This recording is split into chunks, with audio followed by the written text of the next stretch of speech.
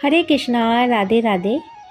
आज जगन्नाथ भगवान की रथ यात्रा का दिन है। जैसे हमारे श्री बांके बिहारी जी वृंदावन में अपने भक्तों को आनंद प्रदान करते हैं और तरह तरह की लीला करते रहते हैं, ऐसे ही पुरी में विराजमान जगन्नाथ भगवान भी बहुत सारी लीलाएं अपने भक्तों के साथ किया करते हैं। ऐसे ही एक भक्त के साथ जगन्नाथ भगवान ने क्या लीला की, उसे हम श्रवण करते हैं। एक भक्त थे भगवान के रघुदास।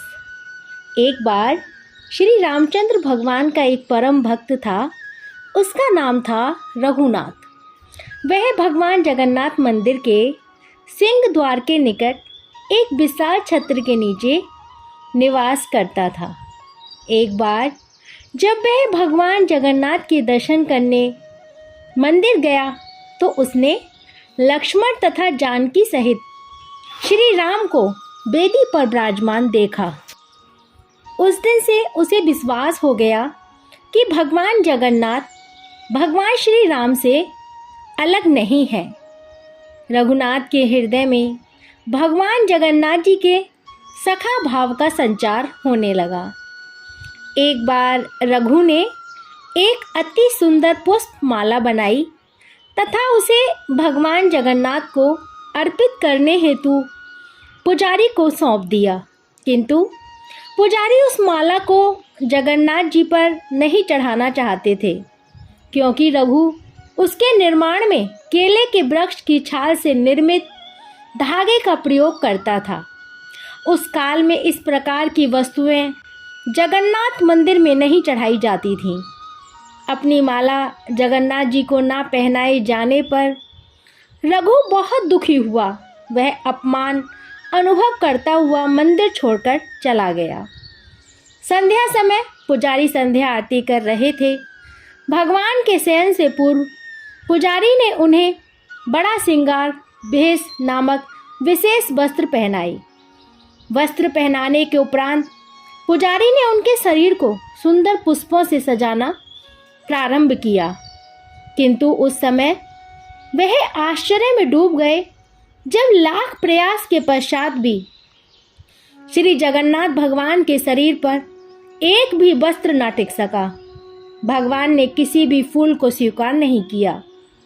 सभी पुजारी यह सोचकर बहुत चिंतित हो गए कि संभवतः उनसे कोई अपराध हो गया है क्या, किंतु ऐसा क्या हो गया था। उन सब ने अपने अपराध को समझने का लाख प्रयास किया, किंतु असफल रहे। वे सभी मंदिर में ही सो गए। उन्होंने तब तक उपवास रखने का निश्चय किया जब तक भगवान जगन्नाथ उनके स्वप्न में प्रकट होकर उनके अपराध के विषय में ना बता दें। उसी रात को भगवान जगन्नाथ प्रधान पुजारी के स्वप्न में प्रकट हुए और उसे बताया, मेरा परम भक्त रघुदास मेरे लिए एक पुष्पमाला लाया था। उसने वह अत्यंत प्रेम एवं भक्ति भाव से बनाई थी। तुमने माला का मात्र बाहरी रूप ही देखा और उसे मुझे माल्या अर्पण की अनुमति प्रदान नहीं की। तुम उस माला की सुंदरता एवं उसमें छुपी श्रद्धा को न देख सके। उसने उसे प्रेम एवं भक्ति से गूंथा था। अब मेरा भक्त मेरी सेवा से वंचित होकर अपने सामने उस पुष्पमाला को रखकर अपने घर में पड़ा हुआ है। उसने कुछ खाया पिया भी नहीं है और वह निरंतर विलाप कर रहा है। वह अभी तक नहीं सोया है। जब तक मेरे परम भक्त की मनोकामना पूर्ण नहीं हो जाती, मैं तुमसे कोई हार कैसे स्वीकार कर सकता हूँ और शांतिपूर्वक सो सकता हूँ। तुरंत ही मुख्य पुजारी जग गए और उन्होंने अन्य पुजारियों को सब वृतांत विस्तार से बताया। तब समस्त पुजारी मिलकर रघुदास के समीप गए और उससे अपने अपराध के लिए क्षमा याचना की एवं उसकी पुष्पमाला भगवान जगन्नाथ को अर्पित करने का निवेदन किया। रघुदास यह सुनकर अत्यंत प्रसन्न हुआ कि दया निधान भगवान उसकी पुष्पमाला स्वीकार करने हेतु उसकी प्रतीक्षा कर रहे हैं। रघुदास परम आनंद के सागर में डुबकियां लगाने लगा। एक बार रघुदास एक गंभीर रोग से ग्रसित हो गए। उनका स्वास्थ्य इतना क्षीण हो गया कि वह अपने बिस्तर से भी नहीं उठ सकता था। उसे मल त्याग भी बिस्तर पर ही करना पड़ता था। चारों ओर दुर्गंध फैली गई थी। रघुदास इतना असहाय हो गया था कि वह कभी कभी चेतना शून्य हो जाता था। उसी समय एक छोटा बालक रघुदास की सेवा के लिए उसके पास आया करता था। वह उसके शरीर को स्वच्छ करके उस पर सुगंधित चंदन लगाता था। कमरे को शुद्ध करने तथा सुव्यवस्थित करते हुए चारों ओर इत्र छिड़कता एवं सुगंधित धूप दीप जलाता। जब रघुदास की चेतना लौटी तो उसने देखा कि वह बालक तो साक्षात भगवान जगन्नाथ थे। रघुदास ने भगवान से कहा, परम प्रिय प्रभु, आप यहाँ क्या कर रहे हैं? मेरे लिए यह नीच कर्म करके आप मुझे पाप में डाल रहे हैं। आपसे सेवा कराकर और अधिक पापी एवं कुलसित हो गया हूँ। हे भगवान, आप तो दया के सागर हैं। यदि आप चाहते हैं तो मुझे सरलता से रोग मुक्त कर सकते थे। मुझे रोग मुक्त करने के स्थान पर आप मेरे लिए यह नीच कर्म क्यों कर रहे हैं? भगवान ने सरल मुस्कुराहट के साथ उत्तर दिया, हाँ, मैं आसानी से तुम्हें रोग मुक्त कर सकता था, किंतु मैं चाहता हूँ कि तुम समस्त प्रारब्ध कर्मों के पाप से मुक्त हो जाओ, जिससे अपनी मृत्यु के पश्चात मेरे परम धाम में स्थान पा सको। इसके अतिरिक्त तुम्हें यह भी जान लेना चाहिए कि जिस प्रकार मेरे भक्तों को मेरी सेवा से प्रसन्नता प्राप्त होती है, उसी प्रकार मैं भी अपने भक्तों की सेवा करके प्रसन्नता का अनुभव करता हूँ।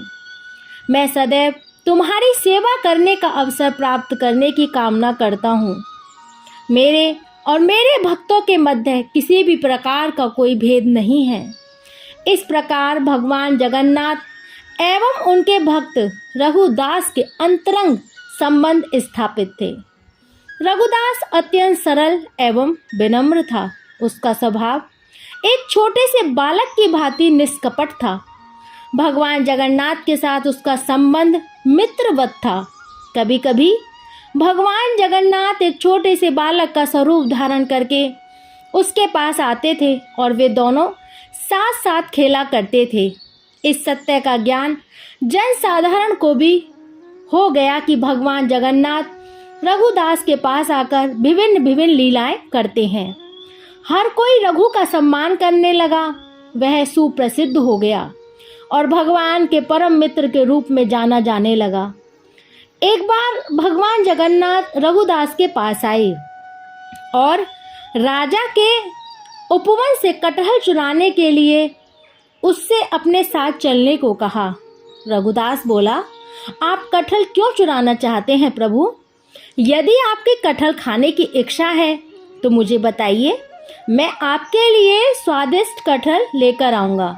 भगवान जगन्नाथ ने उत्तर दिया, इस प्रकार तो मैं अपने भक्तों के द्वारा हर वस्तु पा सकता हूँ जो मैं चाहता हूँ। वास्तव में मेरे पास सब कुछ है। यशोदा माता मुझे ढेर सारा माखन खिलाती थी एवं मुझे प्रसन्नचित्त रखती थी।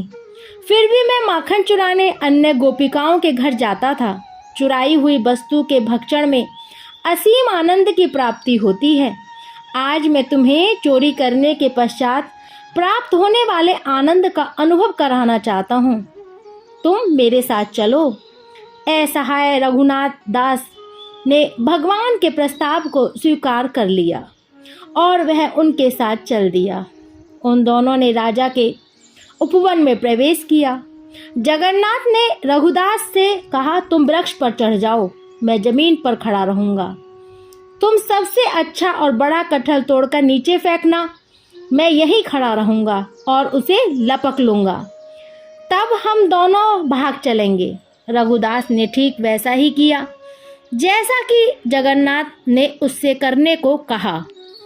वह कटहल के वृक्ष पर चढ़ गया एवं सर्वश्रेष्ठ कटहल चुनकर उसने उसे तोड़ लिया। जगन्नाथ, जगन्नाथ, उसने पुकारा। क्या आप तैयार हैं? जगन्नाथ ने उत्तर दिया, हाँ, मैं तैयार हूँ, उसे फेंको। यह सोचते हुए कि जगन्नाथ उसे लपक लेंगे, उसने कटहल नीचे फेंक दिया। किंतु जगन्नाथ वहाँ कहाँ थे, वे तो वहाँ से भाग गए थे। कटहल को लपकने वाला वहाँ कोई ना था। कटहल भूमि से टकराया और एक तीव्र ध्वनि करता हुआ फूट गया। जब राजा उद्यान के माली ने आवाज सुनी तो वह समझ गया कि कोई कटहल चुराने बगीचे में घुस आया है। वह तुरंत ही उस स्थान की ओर दौड़ पड़ा। वहां पहुंचकर उसने एक फटा हुआ बड़ा कटहल भूमि पर पड़ा देखा, किंतु उसे वहां कोई मनुष्य दिखाई नहीं दे रहा था। जब उसने ऊपर की ओर देखा तो उस पेड़ पर बैठा हुआ रघुदास दिखाई दिया। उद्यान का रक्षक तुरंत ही दौड़कर राजा के पास गया और उसे बताया कि रघुदास बगीचे में कटहल के फल चुरा रहा था। उसने राजा को बताया कि वह अभी तक वृक्ष की चोटी पर बैठा हुआ है। राजा को विश्वास नहीं हुआ कि रघुदास कटहल चुराने उसके बगीचे में घुसा होगा। अतः राजा तुरंत ही अपने मंत्रियों को साथ लेकर बगीचे माली के कहने पर बताए हुए स्थान पर पहुंच गए। रघुदास को वृक्ष पर बैठा तथा भूमि पर पड़े हुए कटहल के फल को देखकर राजा आश्चर्यचकित रह गए। राजा के आग्रह पर रघुदास वृक्ष से नीचे उतर आए। राजा ने रघुदास से कहा, यदि आपको कटहल खाने की इच्छा थी तो आपने मध्य रात्रि काल में इस प्रकार उद्यान में आने का कष्ट क्यों किया? आप मुझे आज्ञा करते, मैं श्रेष्ठ फल चुनकर स्वयं आपके पास भिजवा देता। रघुदास ने स्वयं को भगवान जगन्नाथ द्वारा धोखा दिए जाने का समस्त वृत्तांत कह सुनाया। सभी ने भगवान जगन्नाथ की लीला का वर्णन सुनकर आनंद उठाया और समस्त जन हंस हंसकर लोटपोट हो गए। उन्होंने रघुदास की महानता का गुणगान किया। इस प्रकार रघुदास को भगवान जगन्नाथ की मित्रता से आमोद प्रमोद का सौभाग्य प्राप्त हुआ। एक भक्त ने रघुदास के साथ भगवान जगन्नाथ की लीला का आंखों देखा वृत्तांत सुनाया। एक बार रथ यात्रा के समय भगवान जगन्नाथ, बलराम तथा सुभद्रा के आसन रथ पर लगाए गए। राजा द्वारा मार्ग स्वच्छ करने के पश्चात रथ प्रस्थान के लिए तैयार था। हजारों लोगों ने रथ की रस्सी को खींचा, किंतु वह अपने स्थान से हिला तक भी नहीं।